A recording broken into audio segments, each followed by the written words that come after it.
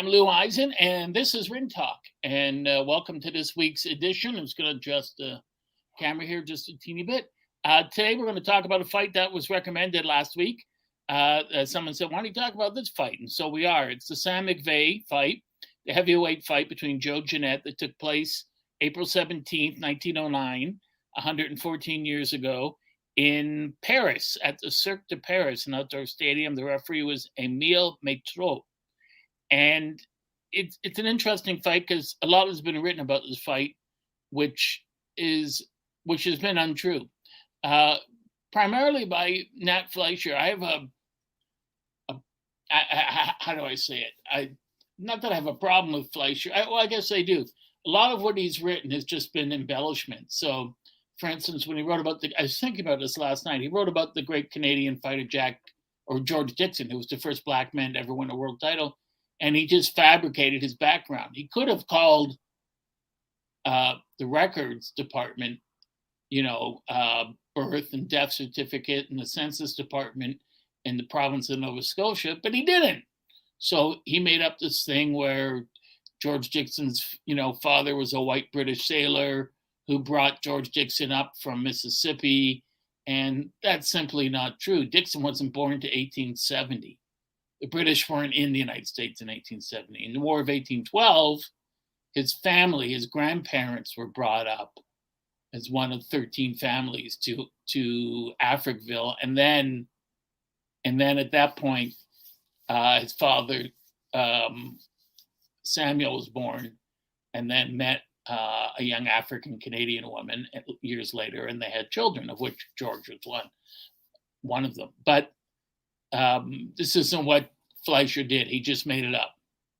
So if you read Nat Fleischer and Gilbert Odd was a British writer, a very good British writer. Fleischer popularized the sport all over the world with his magazine, Ring Magazine, and books and that. Most of the books he had were not accurate, but that he wrote. But the thing about Gilbert Odd, of course, was when I was a kid, his were the only books you could get in Canada. You couldn't get very rarely could you get other boxing books in Canada unless they were really, really old. So both these men wrote that there were 49 knockdowns, 49-round fight, and that 37 knockdowns, excuse me. So they said that McVea knocked Jeanette down 26 times, which never happened, and McVea was knocked down 11 times. McVea wasn't knocked down ever in that fight. So to say that is just ridiculous. But they wanted to spice it up. How do we know what they said was not true? Well, we know because we have the contemporary reports from French reporters who were there. They mentioned Jeanette going down 4 or 5 times, during the fight, 4, 5, 6, 7 maybe, but didn't go down, 26 times. And McVea wasn't knocked down at all. So Jeanette was born August 26, 1879 in New Jersey. He lived a long life, died July 2nd, 1958. He had 157 bouts. He won 79. He knocked out 66 opponents. He only lost 9. He had 6 draws, 1 no contest, and 62 no decisions, which was common back then. If one fighter couldn't score a knockout, it was considered a no decision. He had 62, which is more than some fighters these days have in their entire career.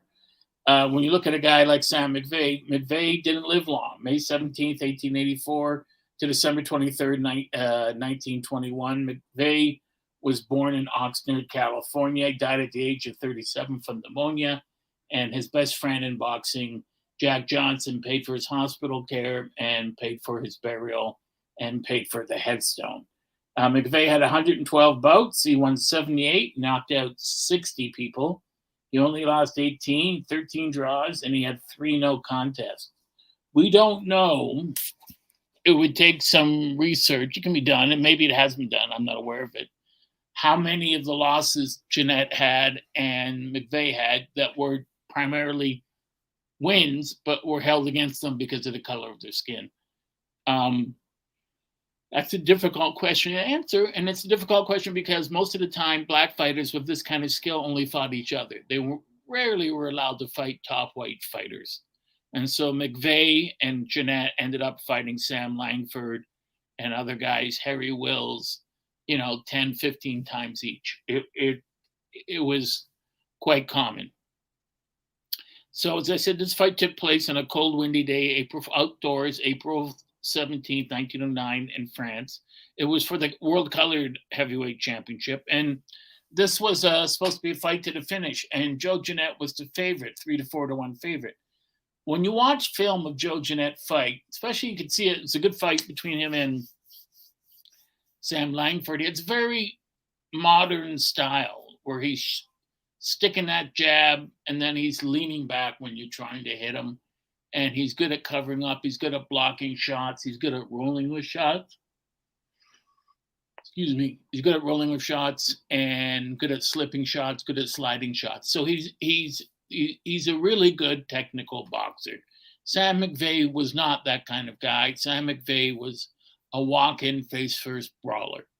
And McVea was the kind of guy that would take 2 or 3 punches from you, if not more, just to land his, because his were much stronger punches. In fact, when you watch them side by side, you'd think McVea was the shorter. He wasn't.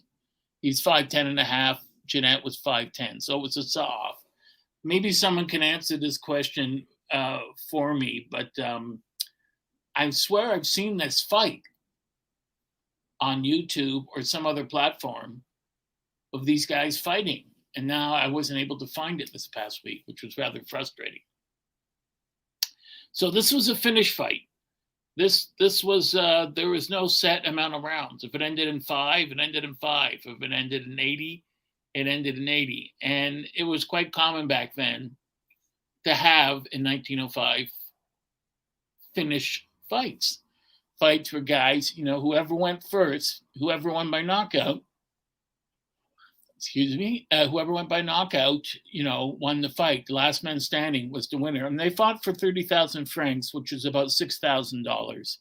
And that was a lot back then in 1909. And whoever won the fight got the money. The loser doesn't get money. So, you had to win the fight. I'm sure Jeanette, which was common back then, would have given some money to Sam McVea, although McVea was broke for most of his career and died penniless. There were about 2,500 fans in attendance. And, in France, McVea was treated as a god. He was treated as a boxing god, the king of France. And all black fighters were treated well there. They were stunned at how well they were treated as opposed to how poorly they were treated in the United States and Canada. So, a guy like Sam Langford's walking on a sidewalk in France with some of his friends and his manager, and he sees a white man walking towards him, and just out of habit, he steps off the sidewalk onto the street, bows his head. "I'm sorry, sir." And the guy the white man puts his hand on Langford's shoulder and says, "You don't have to get off the street for me. I'm no better than you. We're equal. Please, sir, don't apologize to me." And Langford couldn't believe it. He'd never encountered that before. Neither had Jack Johnson, or although Jack Johnson didn't care, Joe Jeanette or Sam McVea. They were used to the N-word being called that every day, all day, wherever they were, especially when they're in the fight context in the arena. And so being treated that well was just something that was completely foreign to them. So it was a very cold evening, and people called this the greatest fight that ever happened. And really, it was sort of 2 fights in one, because what you had was, for the first 40 rounds, it was mostly Sam McVea charging in and just pounding Jeanette's body and then bringing it upstairs. McVea was, there's a fight with him against Battling Jim Johnson. You can get that on YouTube, and it gives you a small, very small snippet. He was incredibly strong, big shoulders, and you could tie him up, but he was really adept at getting his arms free. he put his head under your chin to make your head a target, and then he would hit you with left hands and right hands. And you see in this that there were times where against battling Jim Johnson, where Johnson hit him flush 2 or 3 times, and McVea just smiled and kept walking forward. It had virtually no effect on him. There was another time in close where McVea threw a short right hand and missed and went down just from the power of his own punch from missing. So they had fought before. This wasn't the first time these guys had fought. This was the third of 5 fights between Johnson and McVea. And Jeanette won the first one by 10-round decision. McVea won the second by 20-round decision. And Jeanette won this one, of course, in 49 rounds. And then the fourth one was a 30-round draw, and the fifth was a 12-round draw. I just can't imagine fighting 30 rounds in a fight and then having somebody, it's a draw. I mean, 3-minute rounds, that's 90 minutes of brawling. And, no winner has been decided. That's rather frustrating. So they met on this night, and as I said before, they were 48 3-minute rounds, and they said 27 knockdowns occurred in favor of McVea during the first 2/3 of the fight. McVea was very strong, and so he was constantly on the move against Jeanette. It's interesting in a boxing match where you can think, and I'm not thinking from a fan perspective now, but from a fighter perspective, this is what I'm going to do. This guy likes to come forward. So when he's coming at me, I'm going to hit him. I'm going to walk him into a punch, but I got to keep circling him to force him to reset. And then the fight starts. And as Joe Louis said originally, everyone's got a plan until they get punched in the face. So what happens, the fight starts and you're thinking, well, I'm going to do this and I'm going to do that. And the minute the bell rings, you take one step and the guy's already in your face. He's already there hitting you. And you weren't planning on this. You were planning on moving. And your corner's yelling, move to the side, turn him. And you're trying to turn him, but you can't turn him. He's got his arm up like that or his shoulder, and he's holding you in place while he's pounding you. And while you're trying to get out of there, he's already rung your bell. This is 10, 15 seconds into the fight. So your plans go out the window. And this is what happened. Jeanette knew how McVea fought. He knew he was a come-forward brawler. That's the kind of guy he was. So what he did was he thought, I'll just come forward. I'll let him come to me, and then I'll just slip and slide.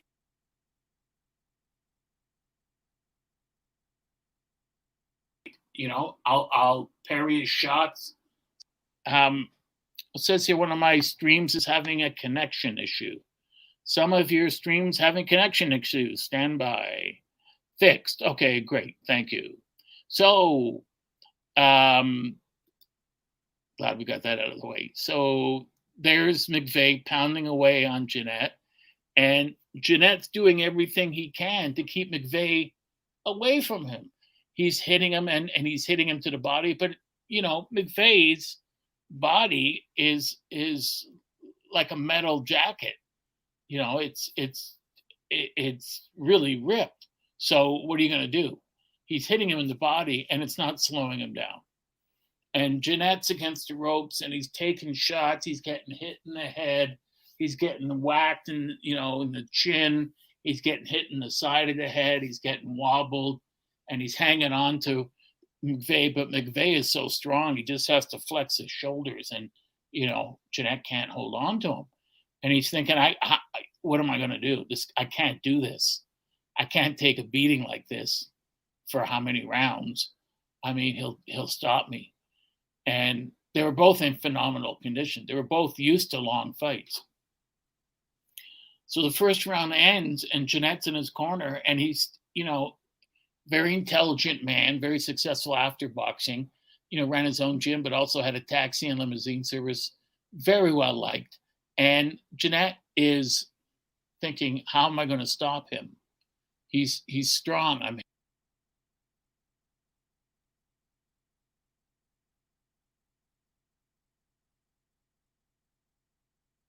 hitting him in the arms. I'm hitting him in the stomach. Because of the 15 to 20 rounds, he said, I'm not going to be around then. He's just giving me too much of a beating.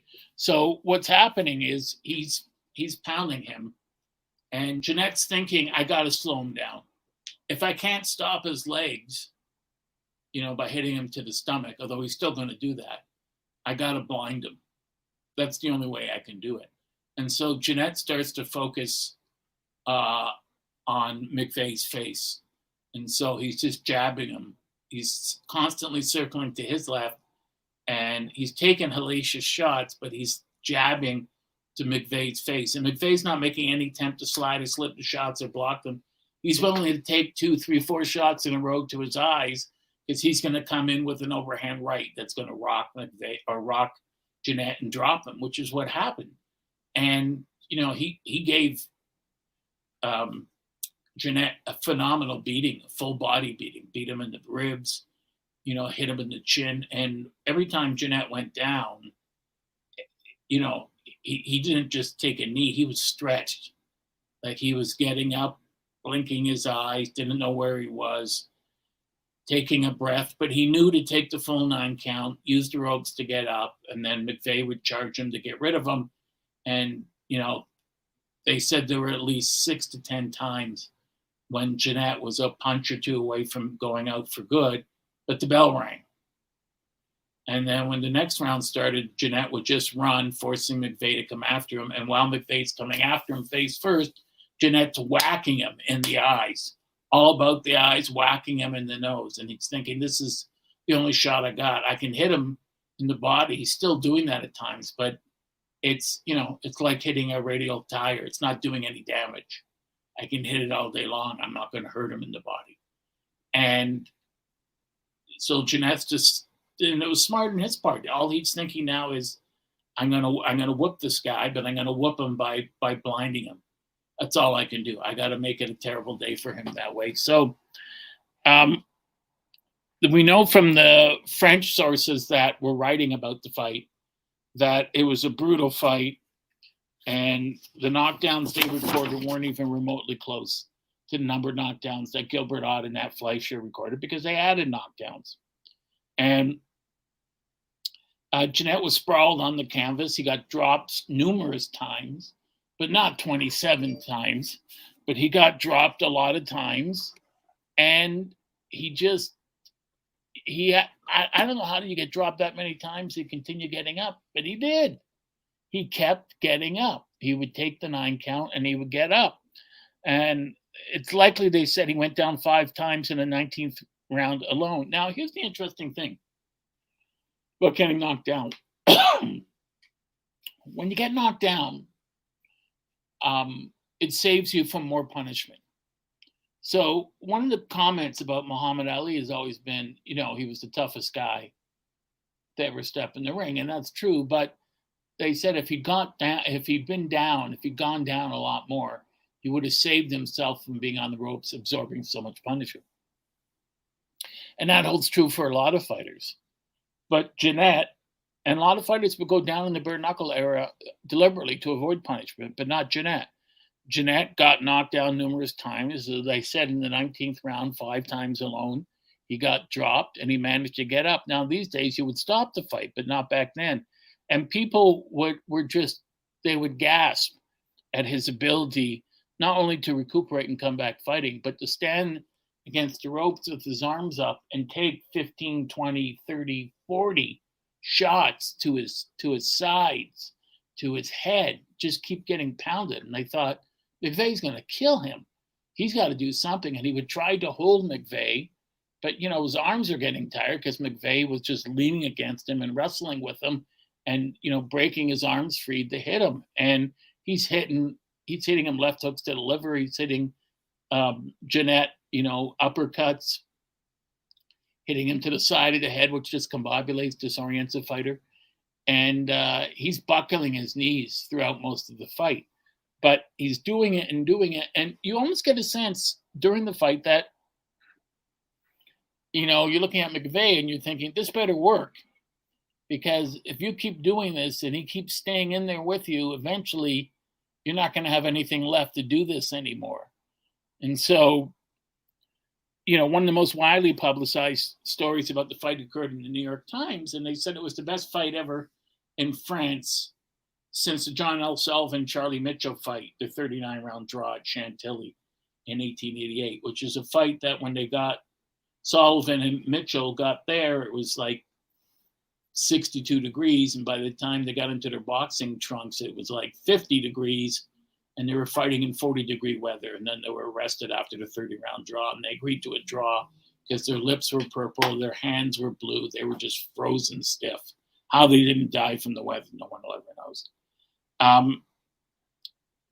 All accounts of the McVea-Jeanette fight say that McVea had the better of the fight for 40 rounds, before Jeanette really rallied. So that's, 120 minutes, 2 hours. I mean, it's like saying today, it would be like watching a fight where a guy gets hammered for 11 rounds. He's just against the ropes, he's taking a beating, and in the 12th round, he comes out and turns the tide and wins the fight. That rarely, if ever, happens. I've seen it only happen, I'm in my 60s, and I've only seen it happen a couple times.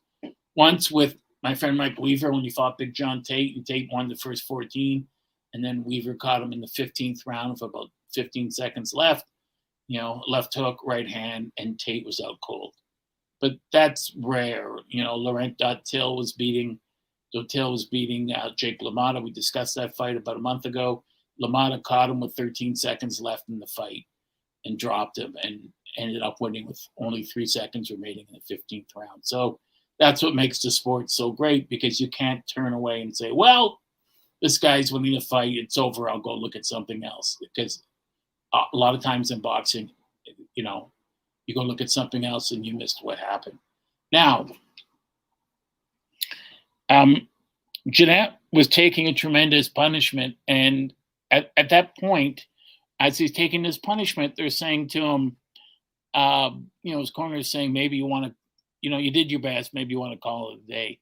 Because the 21st and 22nd rounds were really the worst rounds of the fight for Jeanette, because he's throwing shots to McVea, and McVea's slipping them, he's ducking under them mostly, and because he knows Jeanette's targeting his eyes. And McVea's coming underneath and he's hitting him to the belly, he's hitting him in the arms, but he's landing 2, 3, 4, 5 punch combinations in the head. And Jeanette's trying to hold on. As he tries to hold on, McVea breaks the hold, steps back, hits him with the left uppercut, right hand, and Jeanette goes down. And Jeanette didn't just go down accidentally where a fighter goes down and he started smiling and looking at his corner. I mean, he hit the canvas with a thud a lot of times, and he's lying there with his arms splayed, and the referee's counting, and he shakes his head, and he just keeps getting up. And McVea, it had to be frustrating to him, because he's thinking, at this point in the 21st round, this is the 5th time I've dropped this guy. And I didn't just hit him with a fluke shot or a counter shot, and he wasn't off balance. I hit him with everything I had. McVea came into the fight, and he weighed 201 pounds. He probably weighed about 205, 206. And Jeanette weighed a lot less at 185. So McVea had the weight. He was a true heavyweight. He was pounding on him, and he was able to drop him without much problem. And McVea put in extra time in training, and he did a lot of extra running in training, a lot of extra sparring, and a lot of extra calisthenics. So he was ripped, he was muscular, and he was in shape. He was ready to go 50, 60, 70 rounds if he had to. And he seemed to show absolutely no regard or respect for Jeanette's punches. I mean, he just brushed them away like a surface nuisance. Just, get out of here. And, McVea had been knocked out by his best friend, Jack Johnson. They'd fought before, and it was a dull fight because they were friends. But going into the 15th round, Johnson's manager at the time said to him, unless there's a dramatic finish, it's likely you won't get paid. And so Johnson just went out and knocked him out. And when you watch Johnson beat James J. Jeffries, one of the cornermen is Sam McVea. So they were very close, and they hung out together a lot. And I think part of that's because, two black men in a profession which is racially slanted against them. They both endured tremendous racism, but also McVea never asked Johnson for anything. He never asked him for money or for help with anything. He was just his friend, and Johnson, I think, appreciated that. You know, there were four great fighters, black fighters. I mean, there were a lot more than that, but the most well-known at heavyweight were Sam Langford, the Canadian, Jack Johnson from Texas, Sam McVea from Oxnard, California, and of course Joe Jeanette from New Jersey. And you can also add Harry Wills. He's been into that. So they fought each other a lot, and they had to endure a lot of racism, but each man took it in a different way. Johnson, when people would yell things out at him, would smile. That was his way to deflect it. Didn't like it, but he would smile, and then he would take it out on his opponent. And so when his opponent's corner, for instance, when he fought James J. Jeffries and James Corbett, the former champ was calling him names and using the N-word. You know, during the fight, when he would hang on to Jeffries, Johnson would say, you know, I'm just going to take it out on your boy here. The more you call me that, the more he's going to get, more teeth he's going to lose. I'm just going to kill him. You know, if you want to help him, shut up. And Corbett was so foaming at the mouth, literally, with racism, he couldn't stop himself. Langford was a guy who would read what they wrote about him in the papers. This happened in Britain one time where they said that, you know, you had a yellow streak. Langford had the yellow streak. Black boxers are supposed to have the yellow streak. And the writer that wrote it about him wrote some vicious things about him. So Langford positioned his white opponent right above where the writer was sitting in the first row and knocked him out cold into the guy's lap. And then stuck his head through the ropes and said, hey, mister, how's that for a yellow streak? And that was how he answered. You know, when another cornerman of a white fighter was yelling things at him, Langford came out of the seventh round and touched gloves. And the other fighter said, what are you touching gloves for? You only touched gloves in the last round. And Langford said, that's right, son. But for you, this is the last round. And then knocked him out. So that would happen. Guys like Jeanette wouldn't even acknowledge people like that. Jeanette was well-educated, well-spoken, and just didn't like putting up with that. So he ignored it. Sam McVea didn't like it either, but there wasn't much he could do about it. So he focused his energies more on taking it out on people in the ring. And when these four men fought white fighters, there was a tacit agreement, maybe not so tacit, but there was an agreement beforehand that they wouldn't go out and kill them within the first 1 or 2 rounds. Otherwise, they wouldn't get anyone, white or black, to get in the ring with them because their talent level was so high. And so it would have to be 7 or 8 rounds would have to pass. And then they would say to a guy like McVea or Jeanette or Langford or Johnson, okay, you can go use your real skills now and do what you want. The other problem, of course, is when you make these agreements, people don't always live up to them. So Langford in particular, but all of them had one standing rule. I will agree to not knock you out in our 20-round fight. I will let you go the distance. We'll put on a good exhibition for the fans. They'll never know the difference. But if you break the agreement and really try to go after me, then I'm going to hurt you. And this happened quite a bit. There was a fighter, Langford was fighting, and it was another black fighter that had an agreement. The guy was terrified of Sam. But in the 4th or 5th round, Sam was just joking around. And the guy really hit Sam in the chin hard and hit him again. And when the round ended, Sam said to Joe Woodman, his trainer, he's got to pay for that. And his trainer said, okay, you're right. He broke the rules and went out in the next round and knocked him out. And this happened with Joe Jeanette and Sam McVea and Jack Johnson, a lot of those guys. Johnson and Stanley Ketchel had an agreement. It was going to be a 20-round fight, and Johnson would have retained the title. And Ketchel wouldn't try to hurt him, but Ketchel dropped him in the 12th. And Johnson said, you know, you broke the agreement, and then knocked him out. And the very next punch and knocked out 12 of his teeth, which you can be seen on tape wiping off his gloves. So the black fighters back then, the African-American and African-Canadian fighters, would only take so much garbage from someone before it was like, okay, that's enough. I've done my job. I did what I was supposed to do. You didn't. You broke the agreement. Now you got to pay. These guys fought each other so often. They knew each other well. So they were always looking, and a guy like McVea and a guy like Jeanette had already fought each other several times. What are they going to do? I mean, you know, Jeanette knows McVea's going to come in and start throwing shots. He knows McVea's going to come in and target his head and target his arms and his body, and it's just going to keep throwing shots like automaton endlessly until I go down for good. So I have to stop. And the way I can stop him is to move and keep moving around the ring, forcing him to reset, forcing him to use his legs. Of course, the problem is that in the first part of the fight, McVea's not allowing him to move. McVea is cutting off the ring so well that there's nowhere Jeanette can move. So everywhere he moves, he's taking tremendous shots. He's getting buckled all the time. He's getting staggered. However, he's still targeting McVea's eyes. He still opens a cut later in the fight. I don't know how late in the fight. I guess fifth. So it wasn't really that late. Fourth, fifth round, he opens a cut over one of McVea's eyes, and he just keeps aiming for that for the rest of the fight. He's aiming for both eyes. He's punching him on the eye continually, hitting him with left hooks to the liver, right hooks to the body. The body shots don't seem to be doing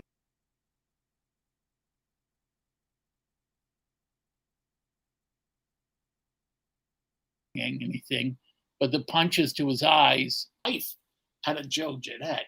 Jeanette doesn't know if his plan is going to work because he's taken a hell of a beating. And if you watch the fight with battling Jim Johnson, or with Sam Langford, excuse me, you see how Jeanette fought. He was a modern fighter. He's circling around using that left jab, and when the other guy jabs or throws a shot, he leans back like Ali would, and that would work. But McVea was so quick and was on him the whole time that was hard for that kind of for Jeanette's defensive style to work. All he could do was stick to his game plan because he thought, that's the only hope I have. I can't stand here and slug it out with this guy because he's too strong for me. So I have to figure out another way. Same way Ali did with Foreman and Zaire. I got to make him shoot his load. I got to make him tire himself out. So what he did with McVea was he just kept targeting the eyes. He kept moving and kept moving. McVea would trap him, but he kept moving. And he thought, even if I make him move an extra 2 or 3 steps, I'm still going to tire him and force him to reset. And the fight gets down to these incremental points where you're on the ropes and this guy's hitting you with everything. And you're thinking, if I can just do one thing, that would help me out. One thing. And, maybe if I can just get his arm off me, move 2 or 3 steps to my left, then he's got to turn and move more to catch up with me. And then as he's coming in, I'll catch him with a jab and a right hand to the eye. And I haven't won this round, but it's having an effect. Not only is his cut worse, but his eye's starting to swell. And you get near 38, 39, 40 rounds, both of McVea's eyes are swelling. So at that point, Jeanette knows it's 40 rounds. It's 2 hours of fighting. Jeanette knows that, he's having trouble seeing now. And within the next several rounds, he won't be able to see at all. He'll be blind. And he can't fight blind. He can't just stand there and keep taking punches like that. So the papers described it as a clash of styles. And that's exactly what it was. Because you had Jeanette, who was this superb defensive master who was moving all around, using angles, trying to dance away, trying to get McVea to lunge, to reach, to open himself up, to get countered. And Jeanette was countering him quite a bit, but it didn't have an effect except around the eyes. McVea took the shots to the body and to his chin very well. And, it just, McVea was smart because from the beginning, he targeted Jeanette's body. He knew Jeanette was a dancer and Jeanette was a great defensive fighter and was going to keep moving. And he thought, I want to get him to stick in one place. So he did that by hammering him to the body continually, over and over and over. And Jeanette's legs were going on him. I mean, how much more could Jeanette take? And when he knocked him down, he would flatten him, and they could not believe. The audience would literally gasp. They would think, well, Jeanette's not getting up from this, but somehow he grabbed the ropes and he'd pull himself up and shake his legs to get some life back in his legs. McVea landed some incredibly vicious shots to Jeanette's chin. Jeanette took them. He went down from some of them, and he also slipped some of them. But the ones that caught him really shook him. They said his entire body shook like he had a shiver. And, you know, the only thing in Jeanette's favor at that point was the fact that his counter punching was quick and accurate. He did not miss. He would always target McVea's eyes, and it worked. I mean, you know, you get by the 39th, 40th round, one of McVea's eyes, I think his left eye was completely shut. His mouth is shredded. Now, this is an interesting point. Fighters didn't wear mouthpieces back then. Mouthpieces came in, you know, 6, 7 years later with Ted Kid Lewis, the fighter from Britain who was the world welterweight champ. He was the one that wore a mouthpiece. First time ever fighter had done that against Freddie Welsh. And Welsh's corner complained, you're not allowed to. That's an unfair advantage, so he had to take it out. But later on, it became customary. So, you know, he's not only getting beaten, McVea, in the face and in the eyes, but his lips are shredded, you know, and they're losing teeth. And none of the papers offered any accounts of 38 knockdowns, as have been claimed before. It's inconceivable that a fight would have 38 knockdowns and either fighter would survive over 40 rounds. That just wouldn't happen. It was just an embellishment. And ironically, of course, this fight made no embellishment or needed no embellishment. The other thing, too, as I mentioned earlier, was a lot of times Jeanette would get dropped and he's trying to beat the count, and the count's 8, 7, 8, and he's just lifted his top half. He's moving slowly. He's not going to make the count, and then the bell rings. And that's just a fluke of luck. That happened to him 4 or 5 times where he wasn't going to make the count. He couldn't get up. And then his corner comes and drags him up and uses water, puts ice on his testicles, smelling salts, and revives him for the next round. And then you get into the 40th round and 41st round, and with McVea is still going full tilt against him. He's still throwing punches, but now he's missing a lot. And he's not missing a lot because he's punching wildly. He's missing a lot because he can't see. And because these guys were so tired, what they would do is their corners would blow into balloons, inflate a balloon, and then in between rounds put the thing in their mouth and give them oxygen that way. And that helped pump them up. And both these guys, were reeling through the first 42, 43, 44, 45 rounds. They're both in there. The question is, how did Jeanette make it through? Because you would think if you can't beat the count and the bell saves you and your corner's got to drag you there, back to your cornermen have to drag you there. And they're pouring water on you, ice on your testicles, giving you smelling salts, and you come out, you're still hurt. It's still only going to take a couple shots to put you away for good. But somehow he managed to take them. He managed to slip them. He managed to block them, to parry them, to grab on to McVea any way he could. He was just fighting for survival. He was just thinking, I just don't want to lose. I don't want to get knocked out. And then as the fight goes into the 42nd, 43rd, 44, McVea's other eyes, right eye, is swelling down. And now you got a guy like this. And he can't see. So he comes out for the 45th round. From rounds 1 to 40, it's Sam McVea. You would give him a 40 round to nothing lead. And then from 41 to 48, it's all Jeanette, because from 41 on, he can't see. McVea simply can't see out of his eyes. And he's doing his best. He's got slits where his eyes are. But as they close for good in the next several rounds, he's just a sitting duck. And Jeanette now doesn't have to move around. Jeanette can stand directly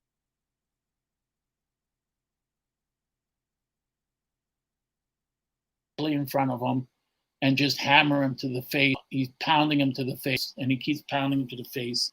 41st round, 42nd, 43rd, 44th, 45th, and now McVea's exhausted. He went all out for 40 rounds for 2 hours, and for the last 5 rounds, he's taken nothing but a beating to his face, and plus the body punches have added up.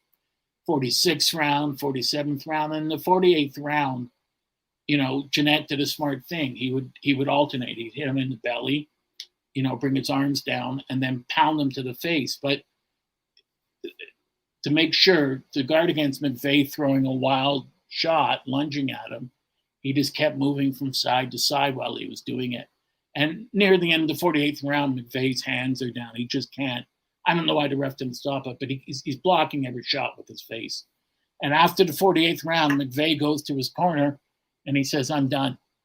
And they said, "No, you can go on." He said, I can't. I can't see him. I literally can't see a single thing. I don't know where he is. You're talking to me and I don't know where you're standing. And his eyes are shut. His nose is busted. And that was it. He walks over. He's guided over to Jeanette's corner and he says, "I quit. I quit, Joe. You win." And it was a great fight. It was a business thing because there was no enmity between them. They genuinely liked each other. And it was only Langford who didn't like Johnson. And the thing with Jeanette was, of course, everyone loved Joe Jeanette. So I'm sure Jeanette, the rumors were that he gave him some of the prize money. I wouldn't doubt it.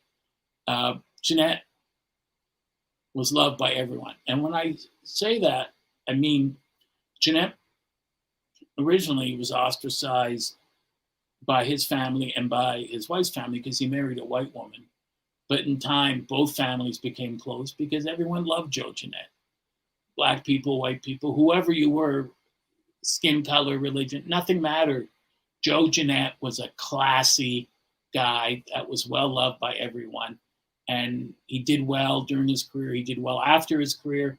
And he would help people out, white or black, didn't matter what your religion was, especially during the Depression, when people had a hard time. And he was running a gym full time and had a taxi limousine service. He was happy to give people money. He didn't lend it to them, he gave it to them. He helped everyone out, and white or black. And everyone just fell in love with him. So you won't find anyone that had anything bad to say about him. McVea never really got paid much during his career. And when he died, he was still an active fighter in his late 30s, but he was penniless, which is why Jack Johnson had to pay for his burial in New York and his headstone. There was a running battle between Sam McVea and Sam Langford. They were friends. But every time they saw each other, they'd give each other a key. Now, it's hard to explain this without...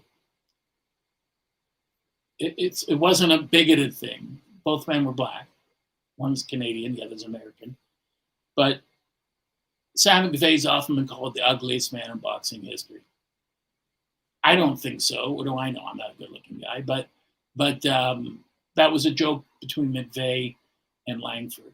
And Langford was called an ugly guy. And a lot of that, I think, was built into the racism of the day. Because when you see cartoons of caricatures of them with big, huge, thick lips, I mean, it's all viciously bigoted and racist, exaggerated features. And Langford would always look at him and say, no, Sam, you keep that key. That belongs to you. That key was made for you. I may be ugly, but you hit every branch on the ugly tree on the way down to the ground. You even hit branches that weren't there. So this was an ongoing joke between the two, although they liked each other, And Langford liked everyone that he fought. He only had a problem with Jack Johnson because Johnson agreed to fight Langford after he beat Tommy Burns. He signed a contract. Contracts meant nothing to Johnson. He was going to fight him at the National Sports Centre in London, England, and he skipped out on it. And Langford never forgave him for that. Jeanette went on fighting for a bit more, and he was never given a shot at the title. He deserved it. But this was 1909. Johnson had won the World Heavyweight title the year before, and he drew the cover line because he knew the best fighters in the world were African American and African Canadian.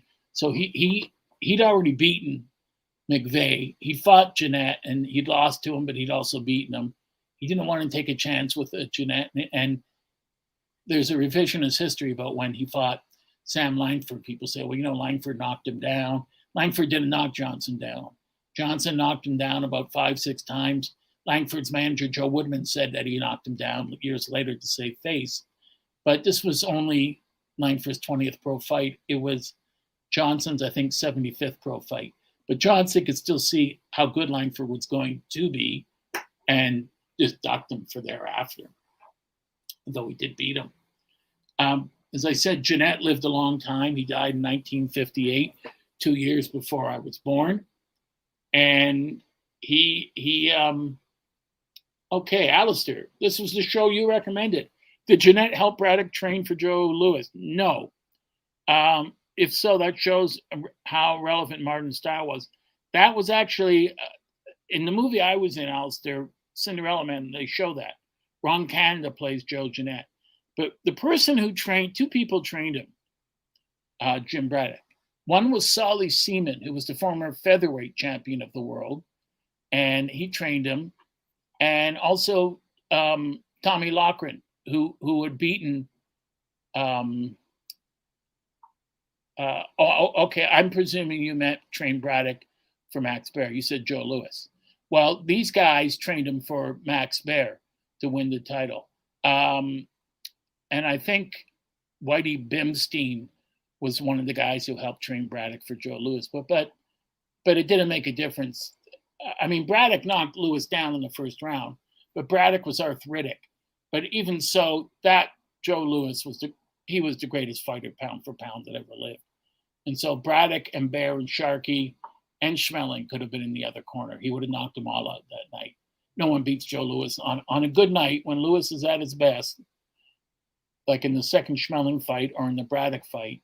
No one beats Joe Louis. No one in the history of boxing going back 300 years could beat Joe Louis. That's how good he was. And so what surprised me, Alistair, is when I watched Jeanette fight Sam Langford, how Jeanette's using the exterior of the ring. He's using the ring perimeter, and he's jabbing, and he's making Langford lunge at him with right hands. Now, Langford later shortened it up. Thank you. And you're very welcome. And Langford learned to shorten up his shots, and so he could catch up to Jeanette, excuse me, later on. Jeanette, but Alistair, you bring up a good point. Jeanette was a modern fighter in the sense he was very smart. He was always thinking. And, when you watch broadcast of fights today, they'll say, well, he's already got him thinking, and if he's thinking, he's already beat. That's not true. Ali was thinking against Foreman. I can't dance against him. He's too good at cutting the ring off, and I'll be exhausted. There's got to be another way I can beat him. And Jeanette would look at each fighter, whether it was Sam McVea, whether it was Sam Langford, whoever he fought, and think to himself before the fight and during the fight, there can't just be one way to beat this man. There's got to be 2, 3, 4 ways to beat him, and you can't really decide on which until you see how the other man's going to fight you. And so Jeanette knew with the way McVea fought, just barging in straight ahead, and with his power, I can't square up against him. He's too strong. I have to get away from him. I got to keep hitting him to the body. It won't have an effect and for a long time. And by the time it does have an effect, I may not be around still. So I got to somehow, how can I stop him from landing these sledgehammer shots? Go after his eyes. If I can take away his eyesight, then, his accuracy goes down to nothing. And I get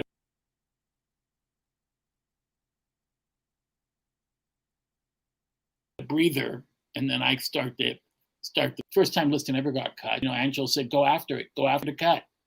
Said Muhammad, go after it. And he targeted the cut, and he opened it up, and he opened it up more. And that's what a fighter does. And the minute McVea's eye starts to close, one of his eyes, in the 5th or 6th round. Not close, but it's swelling. And 10th, 12th, 15th round, it's progressively swelling.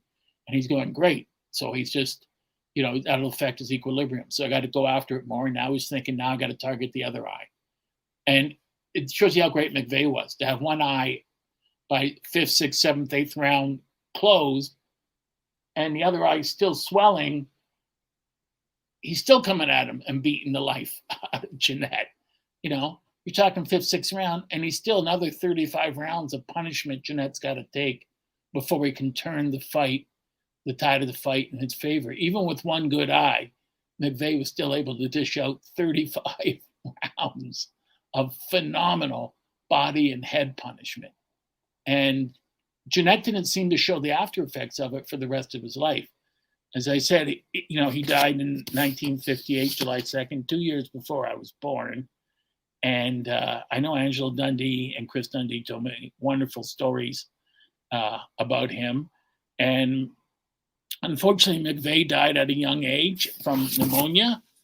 And back then, today, fighters, if, like Inoue, the monster, hurt his hand, supposed to fight Stephen Fulton. So he's going to have to take 6 months, 8 months, whatever off to let the hand heal. But he's got enough money behind him, he can afford to do that and get the medical help he needs and live comfortably. Back then, fighters couldn't do that. If you didn't fight, you didn't eat. So McVea was indigent at times. He was poor, living on people's couches, living outside, a homeless person, because if he wasn't getting paid, he had no money on him. And no one ever taught these guys. I'm not saying African American fighters, any fighters, any athletes. There was never one, because so many of them came from, not just broken homes, but poor homes. So no one ever said, this is what you do. You take this amount to live and you put this in an annuity, or you do this with this. So when your career's over, you still have money. One of the few who did that was Lennox Lewis, who got a banker and worked with this banker. And now Lennox has a lot of money because he was smart to save his money and not waste it on stuff. Alistair, McVea was so powerful, I read that he challenged Willard immediately after he beat Johnson, and Willard declined. I'm not sure of McVea's age at the time, but I think a prime McVea takes that easily. Yeah, I agree with you. I think McVea would have taken Willard out in 2 or 3 rounds. I don't think it would have lasted that long. I know that the fight didn't happen because at that point when Willard won, there was this, it's funny to call it a gentleman's agreement, which is a figure of speech. These guys weren't gentlemen. And these people were not going to let another African-American man go after the world heavyweight title. And McVea was a good guy. He was friendly to everyone. He never hurt anyone. This was a God-fearing man, and he never ended up drunk going after people or smoking or whatever. He's just a great fighter. And there was no way they were going to allow Willard to beat him. With regards to Willard and Jack Johnson was 37, and he wasn't allowed to train properly. He'd been hounded by authorities from Mexico and the United States, and still went 26 rounds in 104-degree heat. Also, because of Willard's size and the heat, Johnson, who was a classic counterpuncher, had to lead, which he didn't like to do.